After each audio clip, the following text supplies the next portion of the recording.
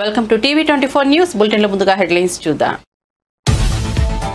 కంచగచ్చిబౌలి భూముల్లోని చెట్లు నరికివేతపై సుప్రీం తీవ్ర వ్యాఖ్యలు. అనుమతులు లేకుండా చెట్లు కొట్టివేసినట్లయితే సీఎస్ సహా అధికారులంతా జైలుకేనని వార్నింగ్. తెలంగాణలో వాల్టా చట్టం అమల్లో ఉందన్న అవికాస్ క్యూరీ.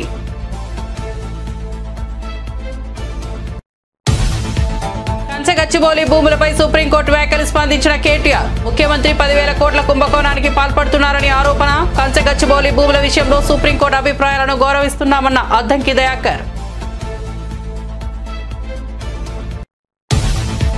బలం లేకపోయినా అవిశ్వాస తీర్మానం పెట్టారన్న గుడివాడ అమర్నాథ్. జీవీఎంసీ మేయర్పై కూటమి అవిశ్వాస తీర్మానం. మహిళను మేయర్ పీఠం నుంచి దింపేందుకు కుట్రలు చేస్తున్నారన్న గుడివాడ.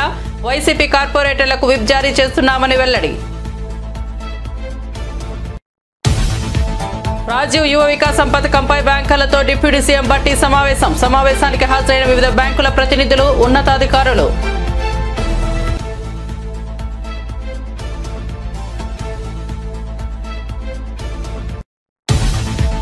ఎమ్మెల్సీగా ప్రమాణ స్వీకారం చేసిన దాసోజు శ్రవణ్. హాజరైన బీఆర్ఎస్ నేతలు. పేద ప్రజల గొంతుగా, తెలంగాణ గొంతుగా, బీఆర్ఎస్ గొంతుగా చట్టసభల్లో పోరాడతామని వెల్లడి.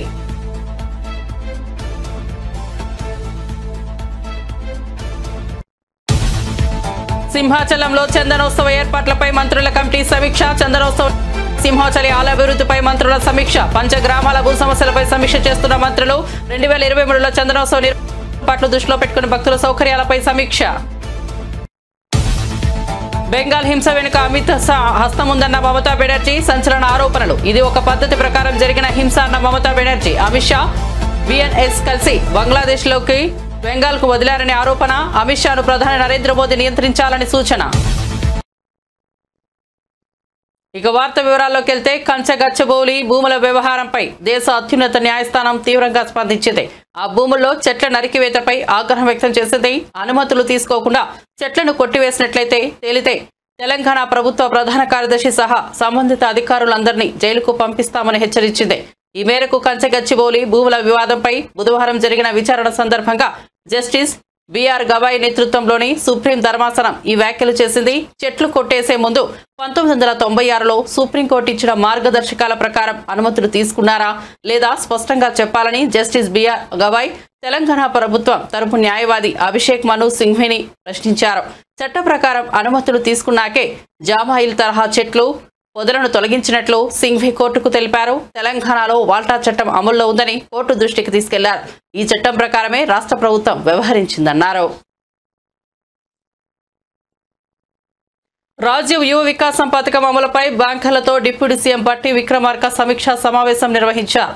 ఈ సమావేశానికి వివిధ బ్యాంకుల ప్రతినిధులు, ఉన్నతాధికారులు హాజరయ్యారు. పథకం ద్వారా యువతకు ఉపాధి కల్పన, ఆత్మవిశ్వాసాన్ని పెంపొందించేందుకు అవసరమైన రుణాలు వేగంగా మంజూరు చేయాలంటూ డిప్యూటీ సీఎం సూచించారు. బ్యాంకర్లు నిర్దేశిత లక్ష్యాలను సాధించేందుకు కృషి చేయాలని కోరారు. ప్రభుత్వ సంకల్పాన్ని గ్రామస్థాయికి తీసుకెళ్లడంలో బ్యాంకుల పాత్ర ఎంతో కీలకమని భట్టి స్పష్టం చేశారు. త్వరలోనే జిల్లాల వారీగా సమీక్షలు నిర్వహించనున్నట్లు తెలిపారు.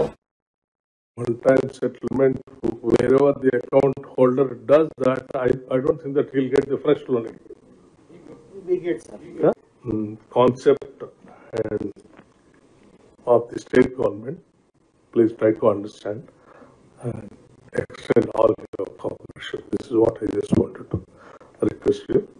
Make sure I want 100% implementation of the Rajiv Yuva Vikas. I don't want the unemployed youth to run around all the branches saying that, no, I didn't get the subsidy, the loan amount, because of that I am not able to start my business. Please see to that the moment we sanction the amount, immediately you also add that amount and give the entire amount so that they can start the business. Thank you.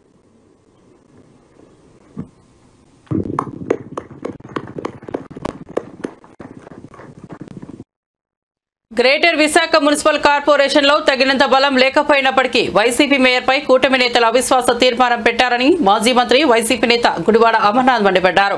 BC మహిళను mayor పీఠం నుంచి దింపేందుకు కుట్రలు చేస్తున్నారని విమర్శించారు. YCP కార్పొరేటర్లపై గత నెల నుంచి బెదిరింపులు దౌర్జన్యాలకు పాల్పడుతున్నారని చెప్పారు.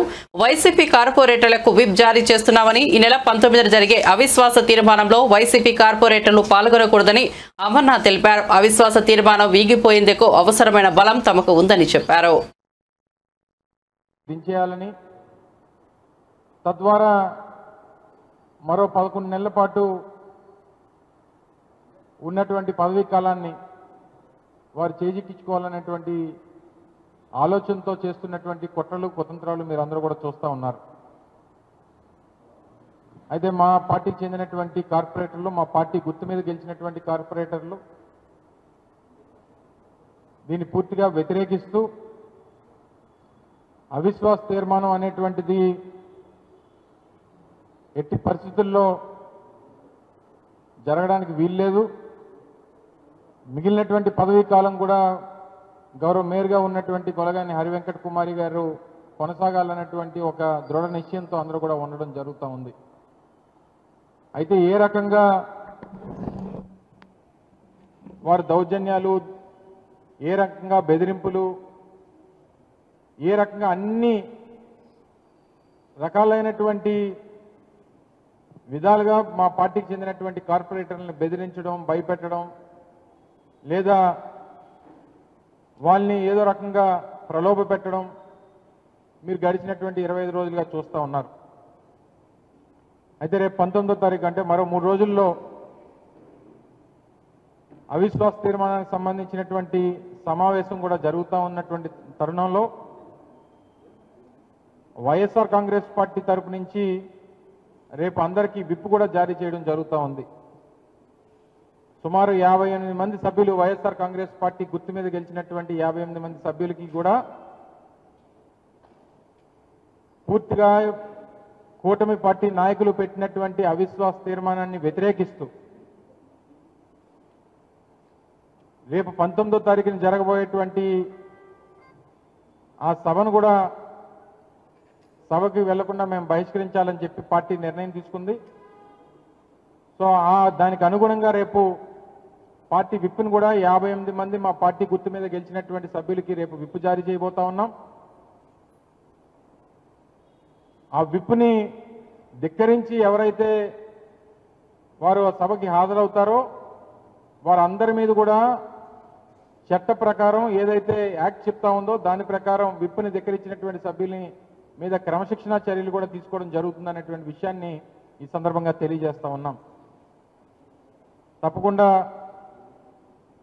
రానటువంటి కంచగచ్చిబౌలి భూములకు సంబంధించి సుప్రీంకోర్టు చేసిన వ్యాఖ్యలపై బీఆర్ఎస్ వర్కింగ్ ప్రెసిడెంట్ కేటీఆర్ స్పందించారు. 400 ఎకరాలకు సంబంధించిన భారత అత్యున్నత న్యాయస్థానం వ్యాఖ్యలను స్వాగతిస్తున్నామని ఆయన తెలిపారు. పర్యావరణాన్ని పునరుద్ధరించారని చెప్పిన సుప్రీంకోర్టుకు కృతజ్ఞతలు తెలుపుతూ ఎక్స్ వేదికగా ఆయన అభిప్రాయం వ్యక్తం చేశారు. రాష్ట్ర ప్రభుత్వానికి ఇప్పటికైనా జ్ఞానోదయం కలుగుతుందని ఆశిస్తున్నారని పేర్కొన్నారు. ముఖ్యమంత్రి రేవంత్ రెడ్డి 10,000 కోట్ల కుంభకోణానికి పాల్పడుతున్నారని ఆరోపించారు. రాజమహేంద్రవరం ఎంపీ దగ్గుపాటి పురంధేశ్వరి అనపర్తి నియోజకవర్గంలో పర్యటించారు. ఈ సందర్భంగా కెనాల్ రోడ్లో బీజేపీ పార్టీ జెండాను ఆవిష్కరించారు. ఈ కార్యక్రమంలో అనపర్తి ఎమ్మెల్యే నల్లమిల్లి రామకృష్ణారెడ్డితో కలిసి పాల్గొన్నారు. స్థానిక కార్యకర్తలు, ప్రజాప్రతినిధుల మద్దతుతో బీజేపీ కార్యకలాపాలకు ఊపొస్తామని పురంధేశ్వరి అన్నారు. కేంద్రంలో మోదీ పాలనలో అభివృద్ధి రాష్ట్రానికి రావాలంటే బీజేపీ బలపడాల్సిన అవసరం ఉందని స్పష్టం చేశారు. పార్టీకి మద్దతుగా ప్రజలు ముందుకు రావాలని పిలుపునిచ్చారు. ఇక్కడ ఉన్నటువంటి పెద్దలందరితోటి బీజేపీ జిల్లా అధ్యక్షులు ఉన్నారు, కృష్ణంరాజు గారు ఉన్నారు, ఇంకా 3 పార్టీలకు చెందినటువంటి నాయకులు మేమందరం కలిసి ఇక్కడ ఈ స్టేషన్ అభివృద్ధి పనులు చూడటానికి ఇక్కడికి రావడం జరిగింది.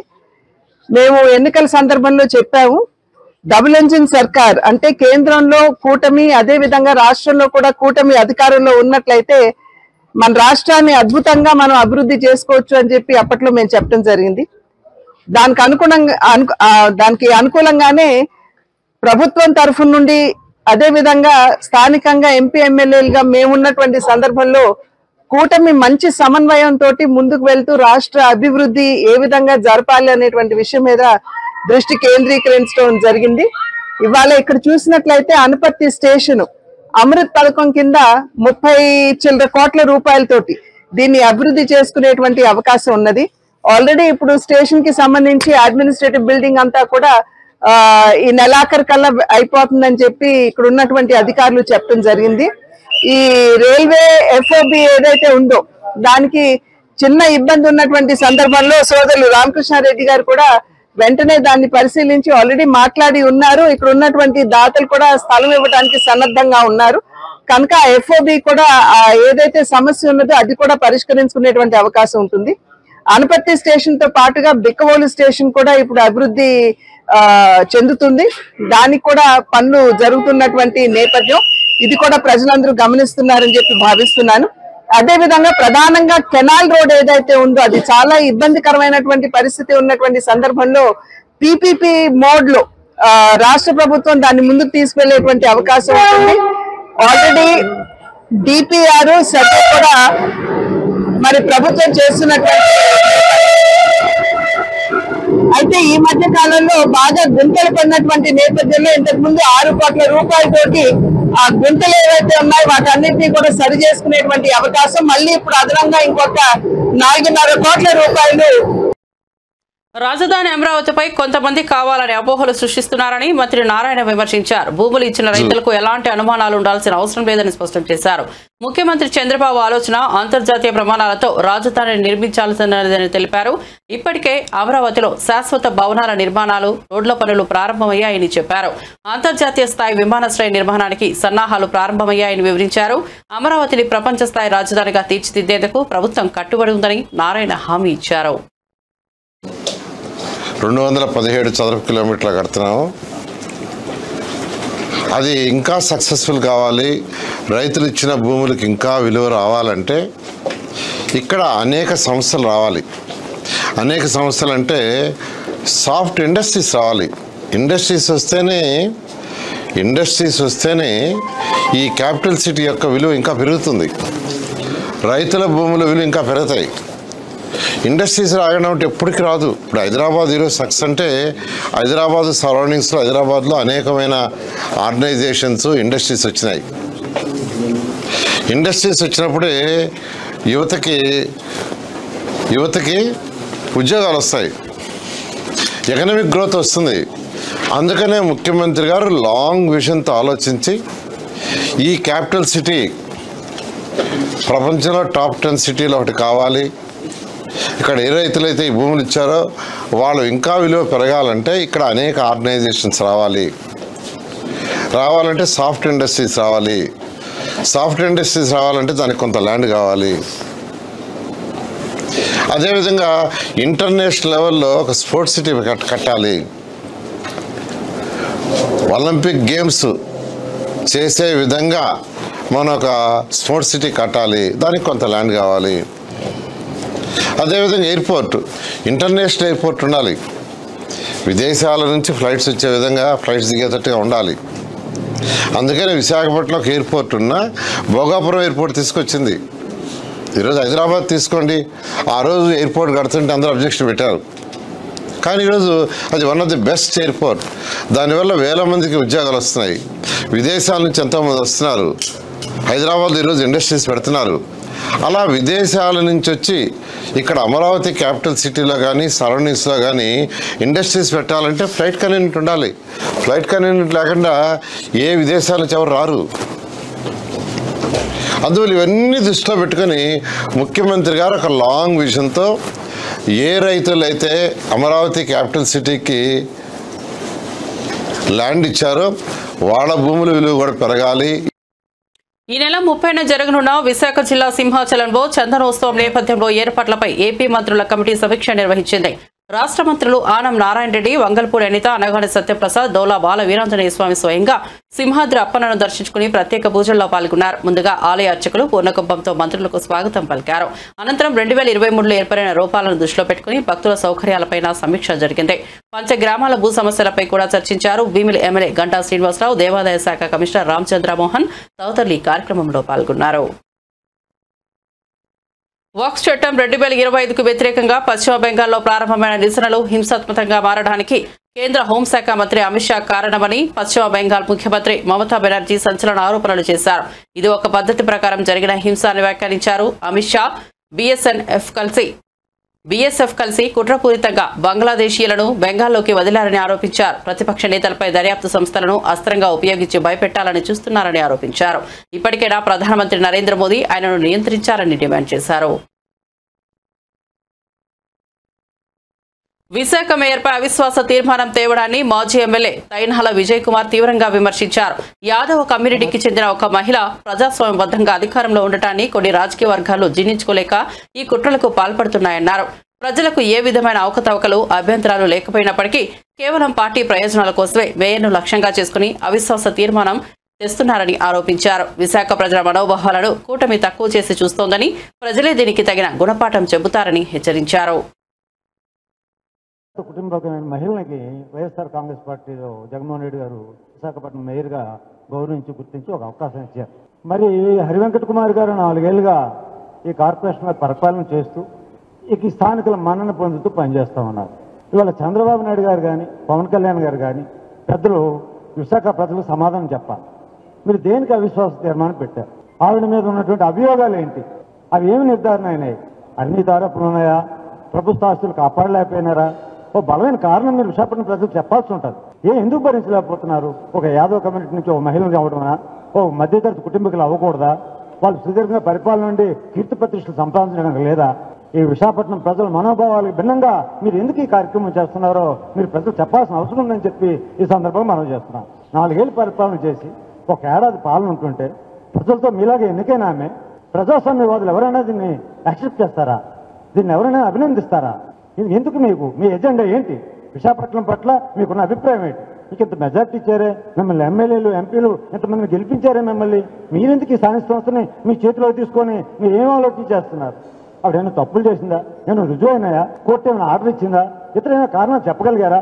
కేవలం ఏదో తెలియని ఎజెండా మీలో పెట్టుకొని ఇటువంటి కార్యక్రమం చేశారు. కాబట్టి ఇది చాలా చంద్రబాబు నాయుడు గారు లాంటి ఒక సీనియర్ ముఖ్యమంత్రి దేశంలో, పవన్ కళ్యాణ్ గారు చాలా మరి మేము ఇతర పార్టీలు ఎవరైనా తీసుకున్నామంటే వాళ్ళు పదవులు వదిలిసి రావాలి తప్ప నేను తీసుకోని అన్నారు. మరి మా కార్పొరేట్ల మీద జాయిన్ అవుతున్నారే, వాళ్ళ చేత రిజైన్ చేయించారా పవన్ కళ్యాణ్ గారు?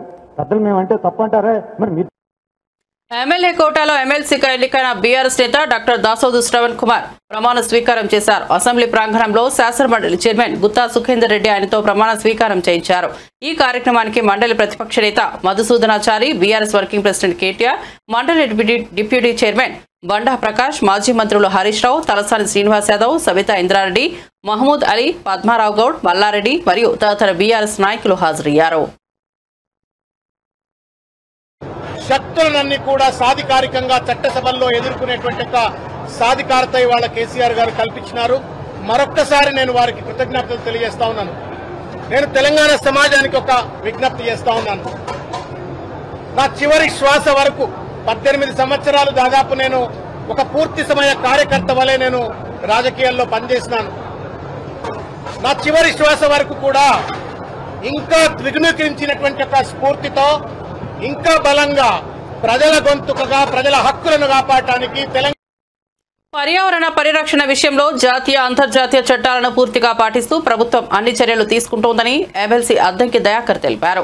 అనుమానాలున్న వాటికి సంబంధించి పూర్తిస్థాయి సమాచారం 4 వారాల వ్యవధిలో సమర్పిస్తామని వెల్లడించారు. పర్యావరణాన్ని దెబ్బతీయకుండా అభివృద్ధిని ముందుకు తీసుకెళ్లాలనే దృక్పథంతో ప్రభుత్వం నిర్ణయాలు తీసుకుంటోందని ఆయన స్పష్టం చేశారు.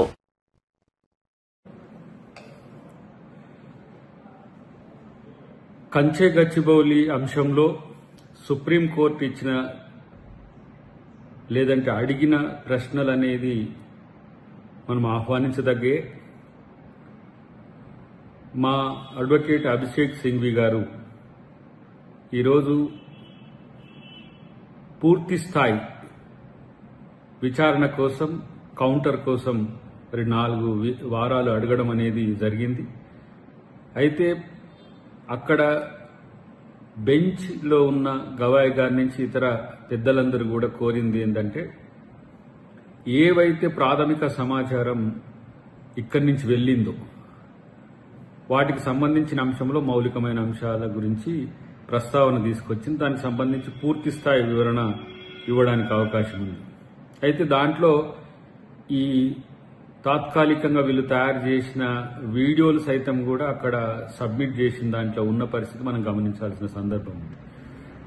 అంటే అక్కడ పర్యావరణానికి సంబంధించిన నష్టం జరుగుతుందని కొంత క్రియేట్ చేసిన అంశం కూడా వాళ్ళ దృష్టికి వచ్చింది. కాబట్టి దాని విషయంలో పూర్తి స్థాయి విచారణకు సంబంధించిన అంశంలో కౌంటర్ ఏ విధంగా వేయాలనే దాని దగ్గర మా అడ్వకేట్ గారు చాలా స్పష్టంగా ఉన్నారు. కాబట్టి ఇది సుప్రీంకోర్టు ఈ స్థాయి క్వశ్చన్స్ చేయడం అనేది కామన్ అంశంగానే మేము చూస్తాం. గచ్చిబౌలి భూముల వివాదానికి సంబంధించి విచారణకు హాజరైన BR social media convener Manne Krishank కీలక వ్యాఖ్యలు చేశారు. ఎన్నిసార్లు పిలిచినా విచారణకు పూర్తిగా సహకరిస్తానని స్పష్టం చేశారు. మొదటి రోజున తనను 65కు పైగా ప్రశ్నలు అడిగారని, అయితే ఈసారి విచారణాధికారులు అందుబాటులో లేకపోవడంతో ఒక్క ప్రశ్న కూడా అడగలేదని తెలిపారు. దీంతో మరోసారి ఈ నెల 18వ తేదీన విచారణకు రావాలని అధికారుల నుంచి సూచన వచ్చిందన్నారు. విచారణ ప్రక్రియకు అడ్డంకులు లేకుండా సహకరించడమే తన ధర్మమని తెలిపారు. సుప్రీంకోర్టు చెప్పిన ప్రకారంగా మన గౌరవ హైకోర్టు మా లీగల్ సెల్ వాళ్ళు కూడా హైకోర్టు జడ్జిమెంట్స్ కూడా చూపెట్టినరు. గతంలో ఇదే పోలీసు వాళ్ళందరూ కూడా పాడి కౌశిక్ రెడ్డి గారు మొబైల్ ఫోన్ తీసుకున్నప్పుడు కూడా జడ్జిమెంట్స్ ఉన్నాయి, అవన్నీ కూడా చెప్పిరు అట్లా మొబైల్ ఫోన్లు తీసుకుంటారని.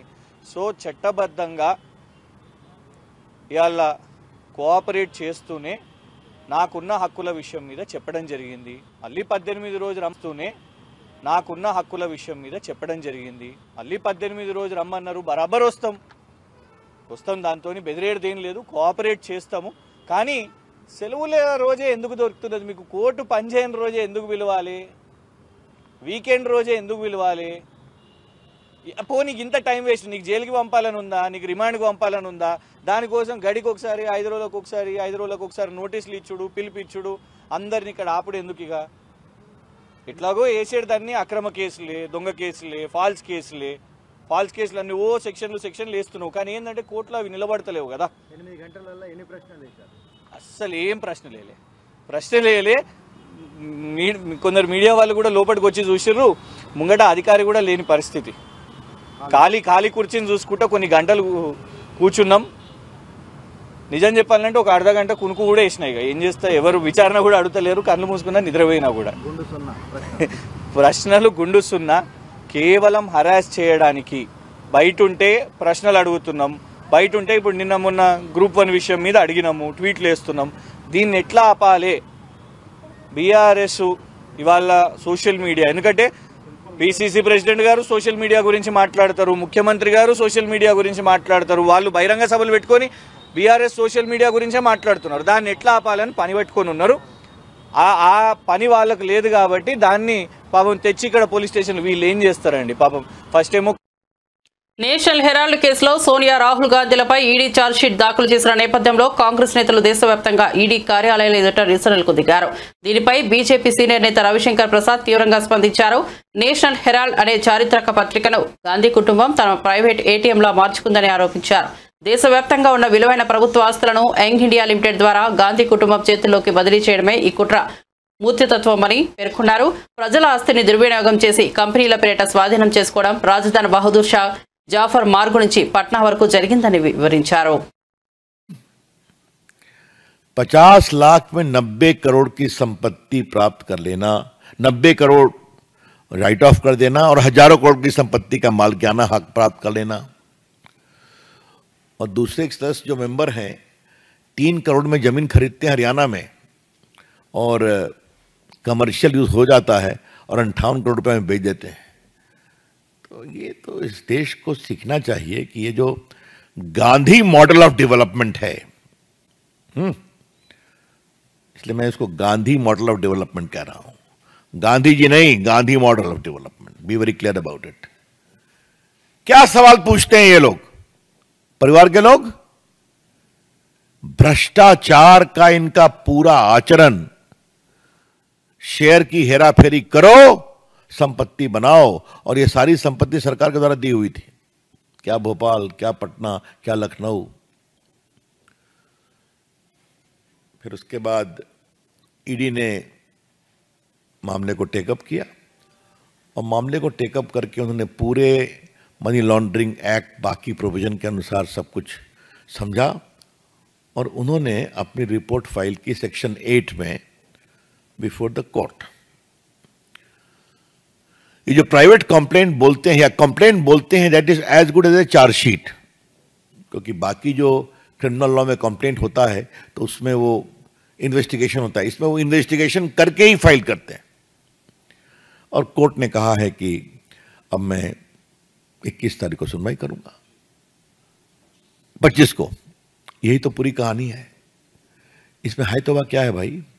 और एक बात को ध्यान रखा जाए कि सोनिया जी, राहुल गांधी बेल पर हैं। इन्होंने पूरी कार्रवाई को क्वाश करने के लिए हाई कोर्ट, सुप्रीम कोर्ट का दरवाजा खटखटाया और कोई राहत नहीं मिली। सिर्फ यही राहत मिली कि आप पर्सनली कोर्ट में अपीयर नहीं होइएगा, you will appear through lawyer. तो जो चीज 4 साल से चल रही है, जिसमें आप संतोषजनक जवाब नहीं दे पाए, जहां कानून अपना काम कर रहा है वहां पर करें। కృష్ణా జలాల పంపకంలో తెలంగాణకు అన్యాయం జరుగుతుంటే సీఎం రేవంత్ రెడ్డి నోరు మెదపడం లేదంటూ మాజీ మంత్రి బీఆర్ఎస్ ఎమ్మెల్యే జగదీష్ రెడ్డి తీవ్ర స్థాయిలో ఆగ్రహం వ్యక్తం చేశారు. కేసీఆర్ హయాంలో కనీసం 38 నుంచి 39% కృష్ణా నీళ్లను వినియోగించుకునేలా తెలంగాణ పోరాడిందని గుర్తు చేస్తూ ఇప్పుడు ఆ నీళ్లు ఏపీకి వెళ్లిపోతున్నా రేవంత్ రెడ్డికి బాధ్యత లేదన్నారు. తెలంగాణ మంత్రులు జలసౌధల చుట్టూ తిరగక ఢిల్లీకి కమిషన్ బ్యాగులు పంపడంలోనే మునిగిపోయారని విమర్శించారు. రైతులకు నీళ్లు లేక కన్నీరు పెడుతుంటే అధికారులకు మంత్రులకు కనిపించడం లేదన్న ఆరోపణలు చేశారు. నీళ్లపై జాగ్రత్త పడకపోతే రాష్ట్రం మళ్లీ బలహీనంగా మారిపోతుందని హెచ్చరించారు. ఉత్తమ్ కుమార్ రెడ్డి ఉత్త కోతలు చాలా మాట్లాడినావు. కేసీఆర్ 38 ఒప్పుకుండు, 39 ఒప్పుకుండు, మనకు నష్టం జరిగిపోయింది, రాసిచ్చిండు అని మాట్లాడినావు. ఇవాళ కేఆర్ఎంబి చెప్పిన దాని ప్రకారమే 66, 34 తాత్కాలిక ఒప్పందం చేసుకున్నా దాని ప్రకారం కూడా ఆంధ్రప్రదేశ్ దాన్ని గౌరవించి ముందుకు రాలేదు.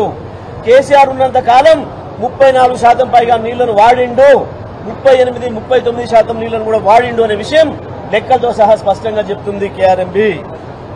ఎందుకు మీరు ఈ సంవత్సరం నీళ్లు వాడలేకపోయినరు? లేదు, మీరు నిలవబెట్టుకున్న నీళ్లను పక్క వాళ్ళు దొంగతనంగా తీసుకుపోతుంటే ఎందుకు చేత కాకుండా కూర్చున్నారు? ఎందుకు మీ మూతులకు స్లిప్పులు వేసుకొని కూర్చున్నారు? మూతులకు ప్లాస్టర్లు వేసుకొని ఎందుకు కూర్చున్నారు? సమాధానం చెప్పాలి ఇవాళ తెలంగాణ ప్రజలకు. మీరు ఇంత దగా, ఇంత దోపిడీ ఇంత పొద్దున్నాక జరుగుతుంటే కూడా ఒక్కడికంటే ఒక్కడికి సోయలేదు. కేవలం కమిషన్లు దండుకోవడానికి, వచ్చిన వాటిని పంచుకోవడానికి, ఢిల్లీకి మూటలు పంపించడానికి టైం సరిపోతుంది తప్ప ఏం జరుగుతుంది? తెలంగాణ హక్కుల మీద దాడి ఎట్లా జరుగుతుంది? తెలంగాణ రైతాంగానికి ద్రోహం ఎట్లా జరుగుతుంది? తెలంగాణ 5 జిల్లాల మంచినీళ్ల పరిస్థితి ఏంది అన్న సోయి ఒక్కడి కూడా లేదు ఈ మంత్రివర్గంలో, ముఖ్యమంత్రితో సహా. ఎండాకాలం వస్తుంది, నీళ్ళకి ఇబ్బంది అవుతుంది, మళ్లీ పాత రోజులు వస్తున్నాయి. సమైక్యాంధ్రప్రదేశ్ లో ఉన్న రోజులే మళ్లీ దాపురిస్తున్నాయి. ప్రజలు మళ్లీ, మహిళలు బిందెలు పట్టుకొని రోడ్ల మీద పోవాల్సిన దుస్థితి వస్తుంది, కనబడుతుంది. అనేక చోట్ల నుంచి వార్తలు వస్తున్నాయి. అయినా ఈ ప్రభుత్వానికి చీమ గుట్టినట్టు లేదు. పోతే పోనీ, ఎక్కడెవరు చేస్తే మాకేంది, మా కమిషన్లు మాకు వస్తే చాలు కదా అన్న పద్ధతుల్లో ఈ ప్రభుత్వం వ్యవహరిస్తా ఉంది. రేవంత్ రెడ్డి ప్రభుత్వం ఇంత దుర్మార్గంగా ప్రవర్తించడం అనేది ఇంతకు మించిన శోచనీయ విషయం ఇంకోటి లేదు. మేము చెప్పిన తర్వాత కూడా, ప్రధాన ప్రతిపక్షంగా మేము హెచ్చరించిన తర్వాత కూడా దాంట్లో వీళ్ళు మాట్లాడలేకపోవడం అంటే వీళ్ళ బేలతనం ఏందో ప్రజలు అర్థం చేసుకోవాలి. బులెటిన్ ముగించే ముందు హెడ్లైన్స్ మరోసారి చూద్దాం. కంచగచ్చిబౌలి భూముల్లోని చెట్లు నరికివేతపై సుప్రీం తీవ్ర వ్యాఖ్యలు. అనుమతులు లేకుండా చెట్లు కొట్టివేసినట్లయితే సీఎస్ సహా అధికారులంతా జైలుకేనని వార్నింగ్. తెలంగాణలో వాల్టా చట్టం అమల్లో ఉందన్న అవికాస్ క్యూరీ.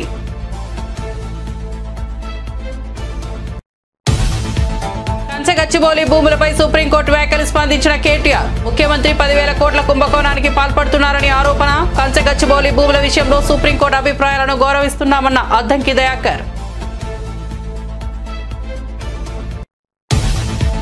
బలం లేకపోయినా అవిశ్వాస తీర్మానం పెట్టారన్న గుడివాడ అమర్నాథ్. జీవీఎంసీ మేయర్పై కూటమి అవిశ్వాస తీర్మానం. మహిళను మేయర్ పీఠం నుంచి దింపేందుకు కుట్రలు చేస్తున్నారన్న గుడివాడ. వైసీపీ కార్పొరేటర్లకు విప్ జారీ చేస్తున్నామని వెల్లడి. రాజీవ్ యువ వికాసం పథకంపై బ్యాంకర్లతో డిప్యూటీ సీఎం బట్టి సమావేశం. సమావేశానికి హాజరైన వివిధ బ్యాంకుల ప్రతినిధులు, ఉన్నతాధికారులు.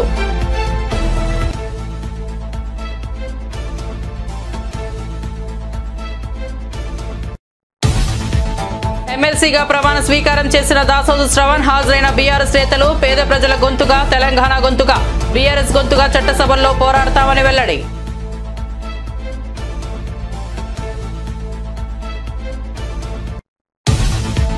సింహాచలంలో చందనోత్సవ ఏర్పాట్లపై మంత్రుల కమిటీ సమీక్ష. చందనోత్సవ సింహాచలి ఆలయాభివృద్ధిపై మంత్రుల సమీక్ష. పంచగ్రామాల భూ సమస్యలపై సమీక్ష చేస్తున్న మంత్రులు. 2023లో చందనోత్సవ ఏర్పాట్లు దృష్టిలో పెట్టుకుని భక్తుల సౌకర్యాలపై సమీక్ష. బెంగాల్ హింస వెనుక అమిత్ షా హస్తం ఉందన్న మమతా బెనర్జీ సంచలన ఆరోపణలు. ఇది ఒక పద్ధతి ప్రకారం జరిగిన హింస అన్న మమతా బెనర్జీ. అమిత్ షా బిఎన్ఎస్ కలిసి బంగ్లాదేశ్లోకి బెంగాల్కు వదిలారనే ఆరోపణ. అమిత్ షాను ప్రధాని నరేంద్ర మోదీ నియంత్రించాలని సూచన. మరిన్ని అప్డేట్స్ కోసం చూస్తూనే ఉండండి టీవీ 24 న్యూస్.